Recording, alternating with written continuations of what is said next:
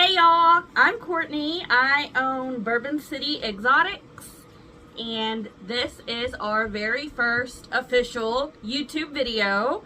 And I figured to start today, I would give you a little bit of a tour and maybe go over some of the proper setups that we have here, so that way you know what to expect if you're getting your first bearded dragon, or if you're wanting to upgrade your lights or anything. So let's jump in.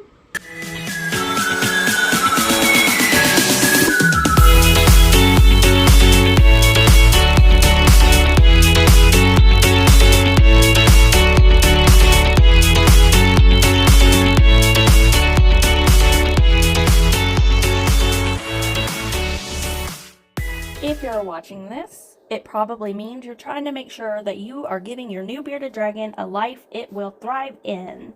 Or maybe you're considering a new pet and you want to make sure you do everything right. Either way, I am here to help. I did not have anything like this when I first got into bearded dragons, and a lot of times you'll find out that the pet store does not really know what they should know to be able to sell you your pet bearded dragon. Bearded dragons, first off, are natural to Australia. They are desert thriving reptiles. So, in order to give your dragon the life it deserves, you do have to replicate that natural environment using their tank.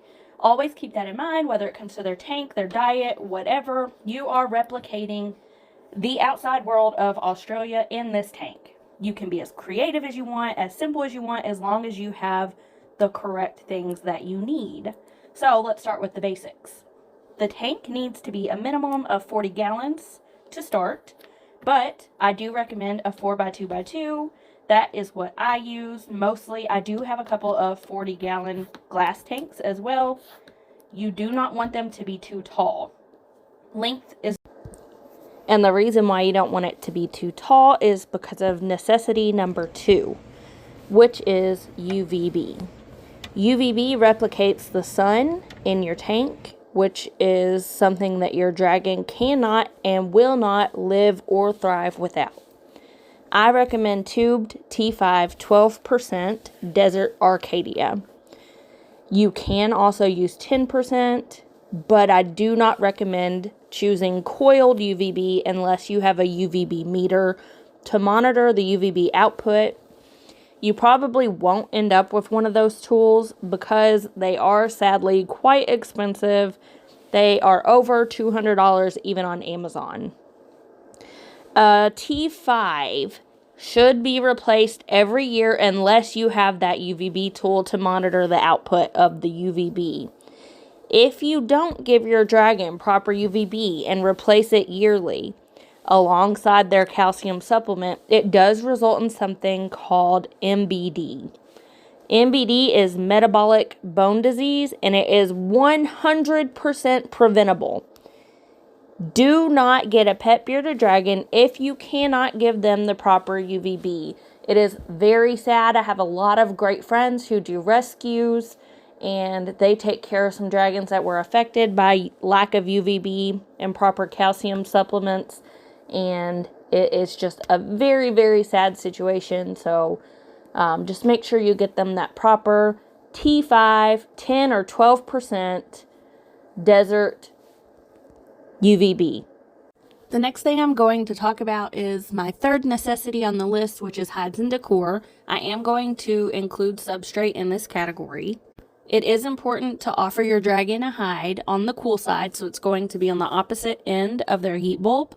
They do need a place where they can take cover if they're tired or they just want to escape those UVB rays for a little bit. It is not normal for them to stay in there all the time, but it is okay for them to go back and forth throughout the day, or start out in the cool spot, end up in the hot spot in the middle of the day, and then retreat back into that cool spot when the lights go off at the end of the day. Because bearded dragons are diurnal, which means they are awake during the day and they go to sleep at night. They do not need heat or anything else at night.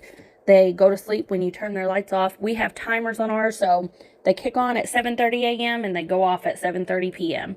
And everyone is usually starting to get a little sleepy around 7 in our house. So you'll walk through the dragon room and you will see everybody getting into their sleepy spots, which is always funny to see.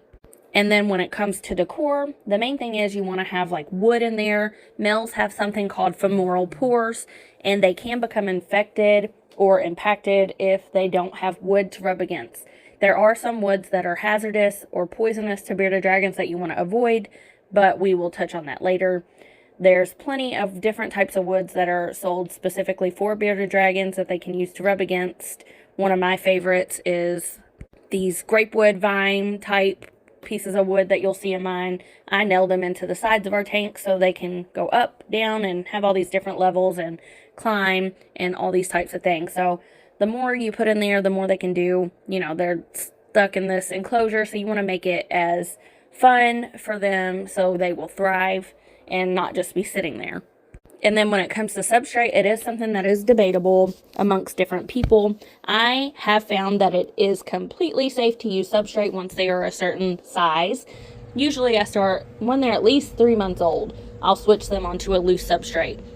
And before that, I just use paper towels because baby dragons do use the restroom quite a bit. So it's easier to just have those paper towels. You can take them all out and, you know, completely change them out with fresh ones when they use the restroom.